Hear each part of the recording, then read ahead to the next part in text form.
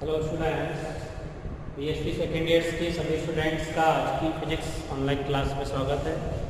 First paper अपना चल रहा है थर्मोडायनेमिक्स और स्टैटिक्स का, जिसमें फर्स्ट यूनिट अपनी चल रही है ऊष्मीय एवं ऊष्मन्वयन क्रियाएं। आज इसी में टॉपिक पढ़ेंगे आदर्श गैस का माध्य दाब। इससे पहले वाली वीडियो में हमने आदर्श गैस की माध्य ऊर्जा पढ़ी थी 3/2 के। आज अपन पढ़ेंगे माध्य दाब, mean pressure of ideal gas.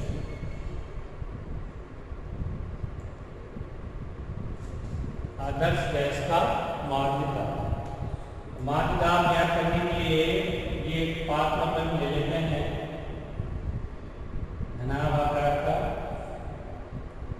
जिसमें कोई आदर्श गैस भरी है। पहले भी डिस्कस कर चुके हैं, रियल में तो वास्तविक गैसें होती हैं, आदर्श गैस एक कल्पना है, लेकिन विशेष परिस्थितियों में कुछ गैसों को आदर्श गैस की तरह मान सकते हैं। विशेष कंडीशन में तो ये आदर्श गैस है, तो पात्र इसमें भरी हुई है, Lx लंबाई, Ly चौड़ाई और ये Lz। इसकी विमाएं Lx, Ly, Lz इसका आदर्श गैस है। अब किसी एक अणु की बात करें तो वो लगातार टक्कर करेगा, और टक्कर जो होती है वो पूर्ण प्रत्यास्थ होती है। तो यहाँ पर इसे लिखें, माना Lx, Ly, Lz विमाओं वाले पात्र में भरी आदर्श गैस के अणु निरंतर लगातार गति करते हुए पात्र की दीवारों से प्रत्यास्थ टक्कर करते हैं। अब गति करेंगे तो टक्कर भी करेंगे, तो बंद पात्र है, बंद पात्र में कोई बल चलेगा तो टक्कर करेगा। और प्रत्यास्थ टक्कर है, टक्कर में संवेग परिवर्तन होता है, संवेग परिवर्तन से बल आरोपित होता है। टक्कर करते हैं अर्थात पात्र की दीवारों पर बल आरोपित करते हैं। बल अगर लगेगा तो दाब भी लगेगा, क्योंकि बल बटे क्षेत्रफल क्या होता है, दाब। यहाँ पर मान लेते हैं, माना गैस के किसी अणु की IV अवस्था में ऊर्जा EI है, तथा पात्र की दीवार पर आरोपित बल FI है।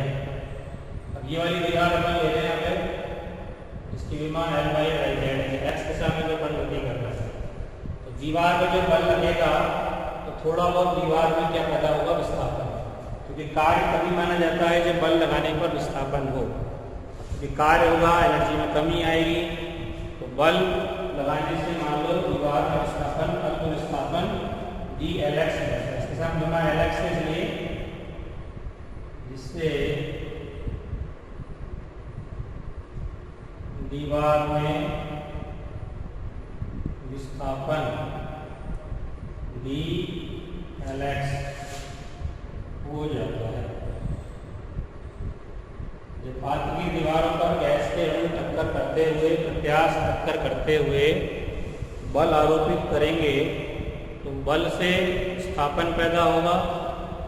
इस विस्थापन के कारण किया गया कार्य, तो किया गया कार्य dW कार्य किसके आप करते हैं, बल इंटू विस्थापन। बल हो गया Fi, विस्थापन हो गया dLx। x दिशा की बात कर रहे हैं इसलिए dLx।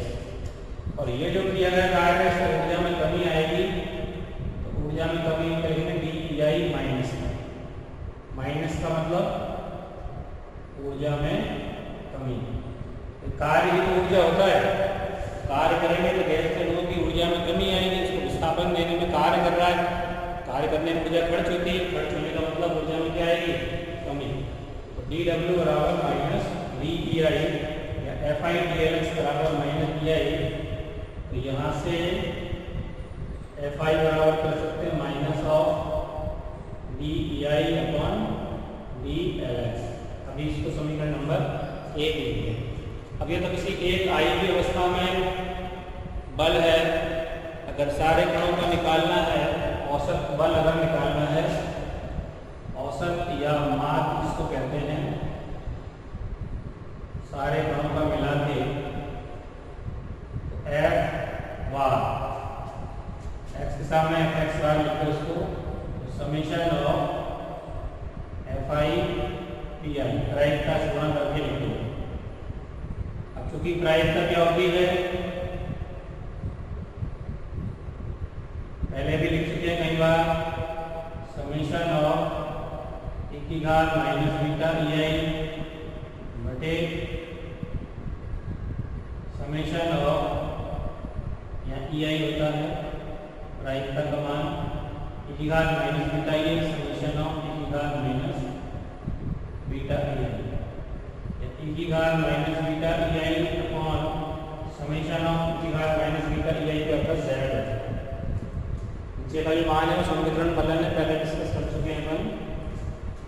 तो औसत या माध्य बल Fx बराबर क्या हो गया, समेशन Fi Pi का मान ये लिख दो, e की घात माइनस बीटा EI बटे z। इसकी जगह पे z अपन ने लिखना ही, ये वाला मान लिख दिया। Fi ये है, Pi की जगह e की घात minus beta EI upon z। अभी इसको अपन लिख सकते हैं समीकरण नंबर 3। इसमें Fi का मान भी लिखो यहाँ से, minus of dEI upon dLx। Fx बार बराबर हो गया समेशन, माइनस को बाहर लिखो, e की घात minus beta EI into dEI upon dLx और बटे z। अब इसका एक मान हम निकाल के इसमें रखेंगे, तो कैसे निकालेंगे मान इसका, देखो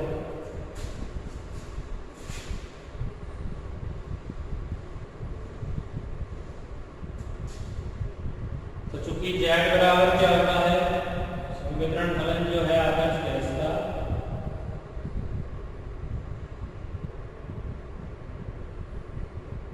z बराबर समेशन ऑफ e की घात माइनस बीटा EI।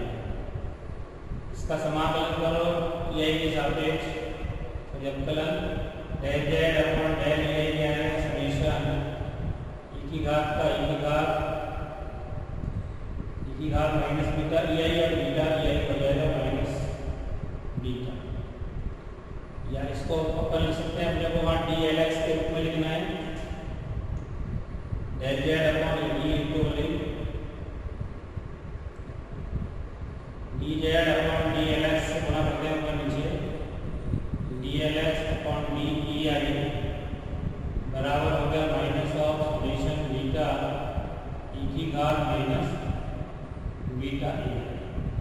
यहाँ से अपने को ये वाला मान चाहिए dEI अपॉन dLx, तो dEI अपॉन dLx ये रहा, इसको उधर लिया और इसको उधर लिया, मान क्या हो जाएगा, पहले बीटा बाहर निकालते हैं ऐसे,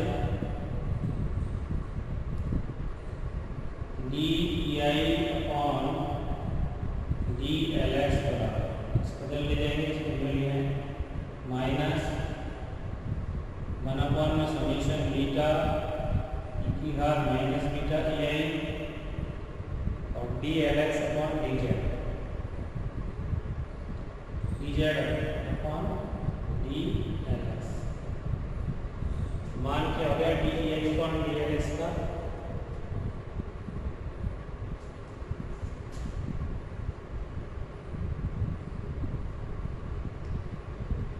माइनस 1 अपॉन बीटा को बाहर लिख दो समेशन ऑफ ई की घात माइनस बीटा ई आई या फिर वहाँ से पूरा मान लिखो गुणा करके अपने को पूरा ही मान रिप्लेस करते हैं यहाँ से इस समीकरण में ये मान है ना पूरा इसका मान लिखना तो डी ई आई अपॉन डी एल एक्स उधर ले जाओ तो D Z upon D L x बराबर माइनस बीटा को बाहर निकाल दो समेशन ऑफ ई की घात माइनस बीटा टी आई ये जाएगा इधर तो डी ई आई अपॉन डी एल एक्स। अब ये वाला मान जो है वो यहाँ पे है इसकी जगह ये रिप्लेस करते हैं समीकरण 4 में समीकरण 5 से मान रखने पर तो मान रखेंगे एफ एक्स बार बराबर क्या आ जाएगा देखो माइनस का इसमें है इसको बीटा बदल लिया हो तो 1 upon beta D Z upon D L X upon Z तो यहाँ से मान जो होगा बीटा को बदल लेंगे 1 upon beta D Z upon D L x बराबर समेशन ऑफ ई की घात माइनस बीटा ई आई और डी ई आई अपॉन डी एल एक्स। समझिए ये जो मान है बीटा में लेंगे इधर तो ये मान यहाँ पे है पूरा ये माइनस में माइनस सहित है उसकी जगह 1 upon beta D Z upon D L x बटे में जेड है कुल मिला के मान क्या हो गया हमें एफ एक्स बार बराबर 1 upon beta Z D Z upon D L x. अब चूंकि जेड का मान क्या होता है सम्मिश्रण फलन जो है पहले अपन ने पढ़ा है सम्मिश्रण फलन उसका मान क्या होता है देखिए पहले पन्ना पलट के पीछे सम्मिश्रण फलन का मान क्या है जेड बराबर क्या होता है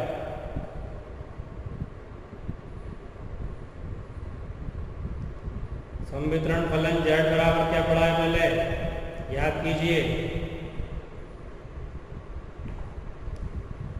पिछले में आदर्श गैस की जब ऊर्जा निकलवाई थी तब पढ़ा था कि नहीं एम अपॉन 2 पाई बीटा एच बार स्क्वायर की घात 3/2 इंटू बी। अब जेड का मान ये लिखो यहाँ पे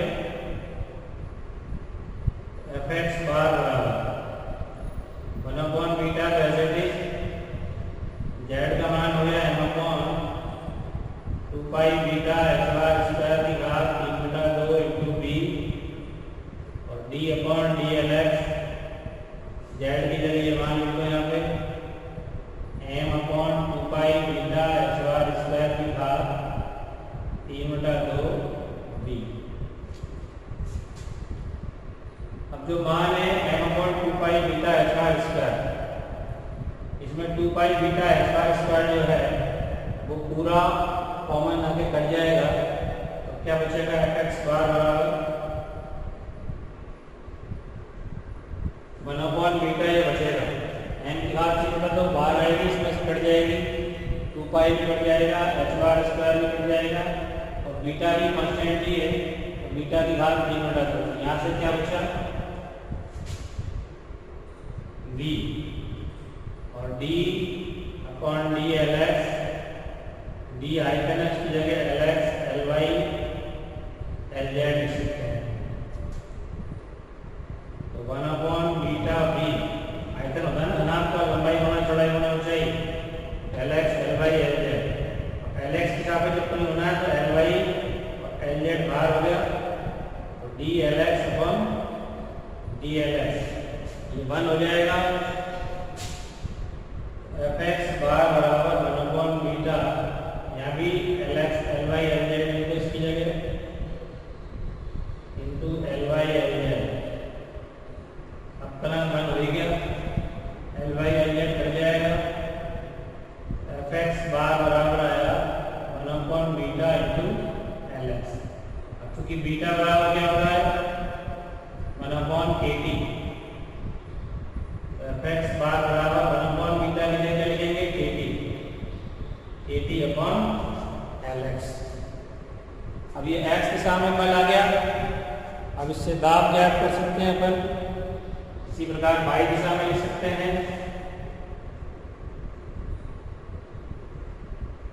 एफ वाई बराबर K T upon L Y, F Z बराबर K T upon L Z.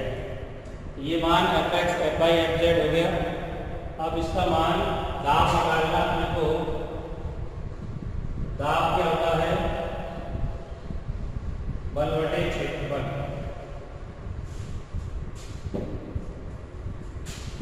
दाब होता है P बराबर बल बटे क्षेत्रफल। औसत दाब निकाले, माध्य दाब, आदर्श गैस का माध्य दाब ज्ञात करना हमने को। तो बल का मान एफ एक्स बार और क्षेत्रफल दीवार का क्या आ जाएगा, इस तरफ की जो दीवार थी L Y into L Z, उसकी लंबाई जुड़ाई क्या L Y L Z. F X का मान लिखेंगे इसमें K T upon L X into L Y L Z. L X L Y L Z क्या हो गया आयतन हो गया। और के टी यानी 1 मोल के लिए औसत दाब पी भी बराबर के टी लिख सकते हैं। और के बराबर इसको लिखते हैं अपन, समीकरण होता है पी बराबर आर टी और एन आर टी को के लिखते हैं। तो के की जगह कह सकते हो एन आर, तो पी भी बराबर एन आर टी, क्योंकि अवस्था समीकरण होता है ना पी बार बराबर N R T upon B. तो ये माध्य दाब का सूत्र हो गया K T upon B, K T जगह एन आर टी लिख सकते हैं, N R T upon B. B बराबर आर टी का सूत्र होता है एन आर टी, 1 मोल के लिए एन बराबर 1 हो जाता है, वो अपन इसे कैलकुलेट कर सकते हैं। ठीक है, तो ये टॉपिक हो गया आदर्श गैस का माध्य दाब। अगला जो टॉपिक है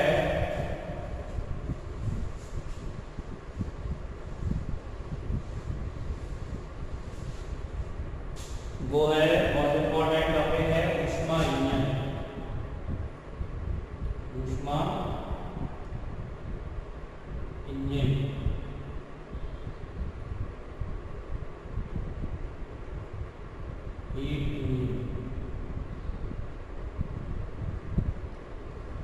ऊष्मा इंजन क्या होता है। इंजन का अर्थ हमेशा ही होता है वो युक्ति, वो उपकरण, वो साधन, वो तरीका जिसकी सहायता से ऊर्जा को कार्य में परिवर्तित किया जा सके, उस युक्ति का नाम है इंजन। अब ऊर्जा का कौन सा टाइप है, कौन से प्रकार की ऊर्जा को कार्य में बदला है, उसी के हिसाब से इंजन के अलग अलग नाम होते हैं।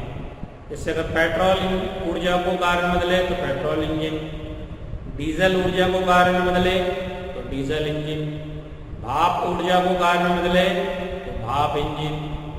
इसी तरह से विद्युत ऊर्जा को कार्य में बदले तो विद्युत इंजन, इलेक्ट्रिक इंजन। और ऊष्मा ऊर्जा को जो कार्य में बदले वो क्या कहलाता है, ऊष्मा इंजन। तो अपने को थर्मोडायनेमिक्स पढ़नी है, ऊष्मा इंजन के बारे में पढ़ना है। तो वह युक्ति जिसकी सहायता से ऊष्मा ऊर्जा को कार्य में परिवर्तित किया जा सके,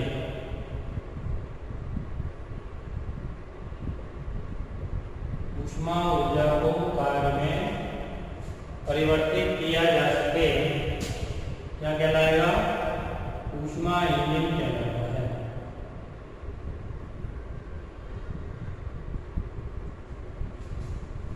पहला ऊष्मा इंजन जो बनाया था वो कार्नो ने बनाया था। कार्नो वैज्ञानिक का नाम है।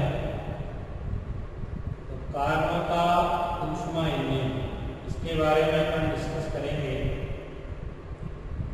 कार्नो साइंटिस्ट का नाम है और इसी ने सबसे पहले ऊष्मा इंजन, हालांकि ये थ्योरेटिकल है सारा, यानी सैद्धांतिक रूप से कल्पना के रूप में माना कि ये ऐसा हो तो ये, और ये पूरा का पूरा एक चक्रीय प्रक्रम या उत्क्रमणीय प्रक्रम में कार्य करेगा। इसका जो पूरा प्रोसेस होगा वो उत्क्रमणीय होगा। इसको कार्नो चक्र भी कह सकते हैं, कार्नो चक्र या कार्नो प्रक्रम। उत्क्रमणीय का मतलब अपन समझते ही हैं। उत्क्रमणीय प्रक्रम होता है जिसे विपरीत क्रम में उन्हीं अवस्थाओं से गुजरते हुए संपन्न कराया जा सके जिन अवस्थाओं से गुजरते हुए सीधे क्रम में संपन्न कराया गया था। यानी सीधे प्रोसेस में जिन स्टेप्स से गुजर के उसको अंतिम अवस्था तक प्राप्त किया, तो अंतिम अवस्था से वापस उन्हीं स्टेप्स से गुजरते हुए प्रारंभिक अवस्था प्राप्त की जा सके, उसको कहते हैं चक्रीय या उत्क्रमणीय प्रक्रम। तो उत्क्रमणीय प्रक्रम पर आधारित है कार्नो का ऊष्मा इंजन। इसके जो मुख्य भाग होते हैं, पहला इसका अपन इसकी मैकेनिज्म की बात करें, इस तरह से काम करेगा। उससे पहले इसकी बनावट, रचना, कौन कौन से पार्ट इसमें काम आएंगे, उसके बारे में डिस्कस करेंगे। 4 भाग होते हैं इसके। पहला भाग होता है ऊष्मा स्रोत। ऊष्मा स्रोत, ऊष्मा स्रोत क्या है? ऊष्मा स्रोत 2 भाग है जिससे ऊष्मा ग्रहण की जा सके, क्योंकि ऊष्मा ऊर्जा को ही कार्य में बदलना है, कार्य में बदलना है। ऊष्मा ऊर्जा को ही कार्य में बदलना है, कार्य में। तो ये ऊष्मा का स्रोत है। स्रोत का मतलब जहाँ से ऊष्मा ली जा सके,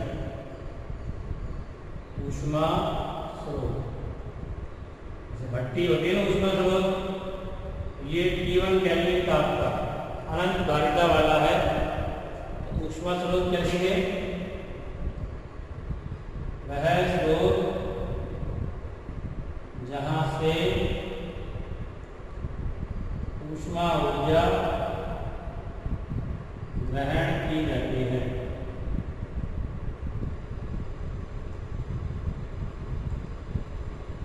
इसकी धारिता अनंत होती है। धारिता क्या होती है इसकी?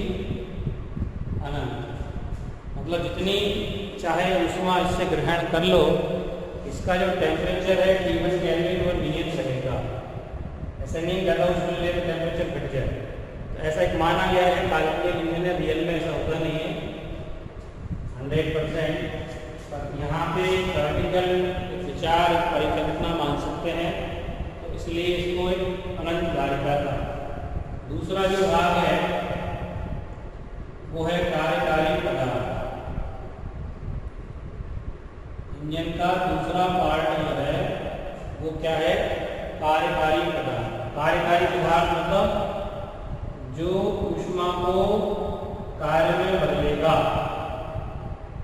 स्रोत से ग्रहण की गई ऊष्मा ऊर्जा को कार्य में बदलेगा, कार्य में। तो जो स्रोत से ग्रहण की गई ऊष्मा को कार्य में बदल सके उसे बोलेंगे कार्यकारी पदार्थ। इस कार्यकारी पदार्थ को एक ऐसे सिलेंडर में लेंगे जिसका नीचे का तल सुचालक हो और बाकी दीवारें और ये पिस्टन है वो घर्षण रहित हो और ऊष्मा रोधी हो। ऊष्मा रोधी, घर्षण रहित पिस्टन। इसमें कार्यकारी पदार्थ के रूप में आदर्श गैस कह सकते हैं, क्योंकि काल्पनिक है सारा ही काम सिस्टम। तो ये कार्यकारी स्रोत से ऊष्मा लेगा और उसे कार्य में उपयोग करेगा। कार्यकारी पदार्थ क्या होगा? वह पदार्थ जो ऊष्मा स्रोत से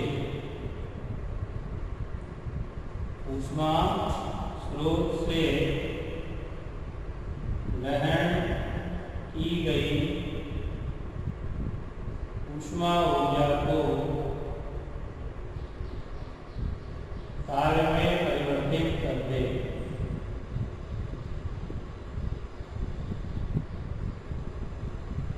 क्या कहलाएगा?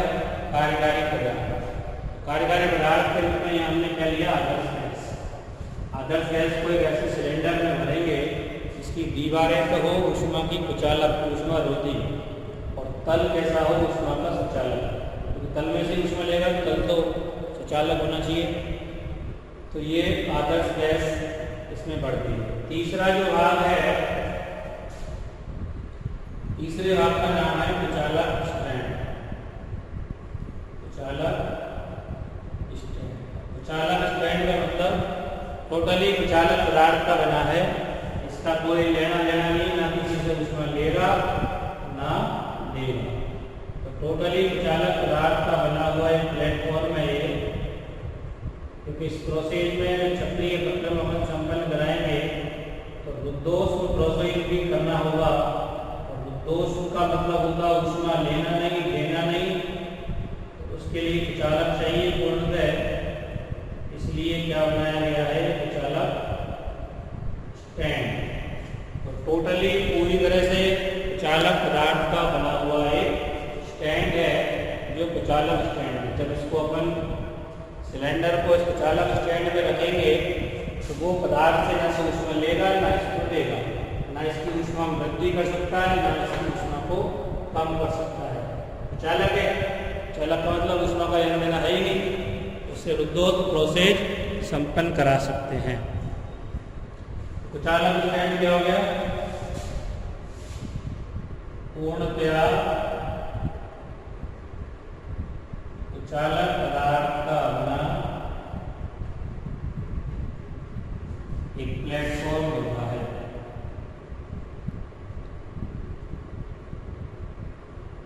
पूर्णतया कुचालक पदार्थ का बना एक प्लेटफॉर्म होता है।